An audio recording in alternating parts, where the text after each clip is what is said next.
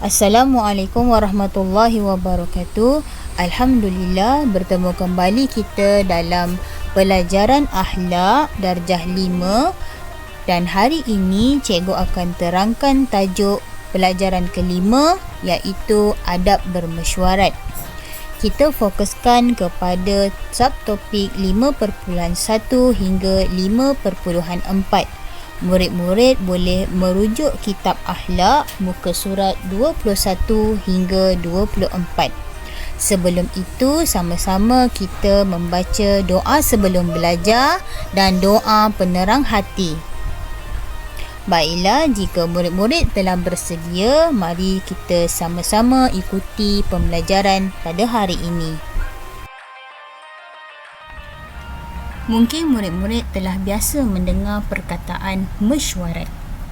Konsep syura atau bermesyuarat ada disebut dalam Al-Quran dan hadis, sebagaimana firman Allah Subhanahu Wa Taala dalam surah Al-Imran ayat 159 yang bermaksud, oleh itu maafkanlah mereka, iaitu mengenai kesalahan yang mereka lakukan terhadapmu, dan pohonkanlah ampun bagi mereka, dan juga bermesyuaratlah dengan mereka dalam urusan iaitu peperangan dan hal keduniaan itu.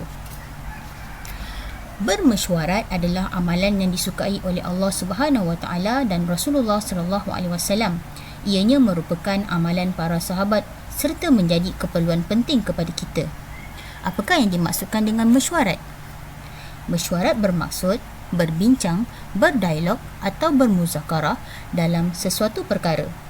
Perbincangan tersebut memerlukan akal yang sihat, pemikiran yang bernas dan percakapan yang baik. Semestinya bermesyuarat mempunyai tujuan-tujuan yang tertentu. Apakah tujuan bermesyuarat?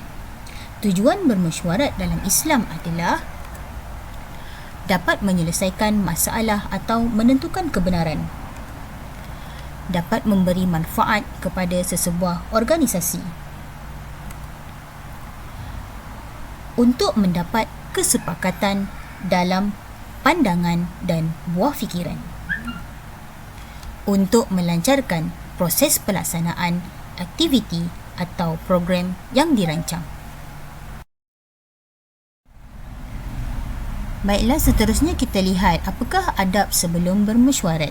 Di antara adab sebelum bermesyuarat yang dianjurkan oleh Islam ialah dapat menghadirkan diri tepat pada masa, tidak mengharapkan orang lain sebagai pengganti untuk menghadiri mesyuarat, sentiasa bersedia mengenai mesyuarat yang akan dihadiri, jujur dan bertanggungjawab dalam memberi maklum balas, dan seterusnya dapat melantik seorang ketua untuk mengendalikan mesyuarat agar dapat dijalankan dengan lancar.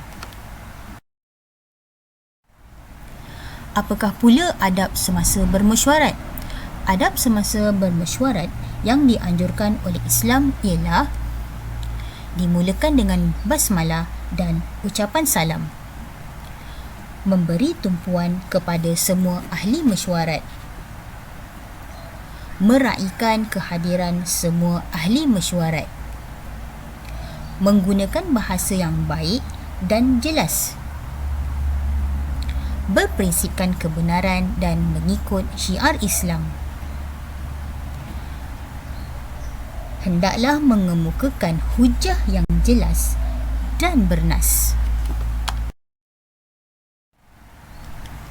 Seterusnya, bersifat mahmudah dan mengelakkan daripada sifat mazmumah. Mahmudah bermaksud sifat baik dan mulia. Mazmumah bermaksud sifat yang hina atau tercela.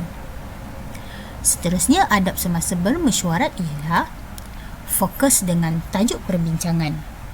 Hendaklah tidak terpesong dari tajuk yang dibincangkan, menghormati pandangan orang lain dan bertolak ansur, serta tidak memotong percakapan orang lain. Sekiranya ingin memberi pandangan, hendaklah memberi isyarat dan menunggu sehingga diberi izin. Hendaklah semua ahli mesyuarat reda dengan keputusan bersama. Dan sebelum bersurai, hendaklah membaca doa agar diberkati oleh Allah Subhanahu Wa Taala.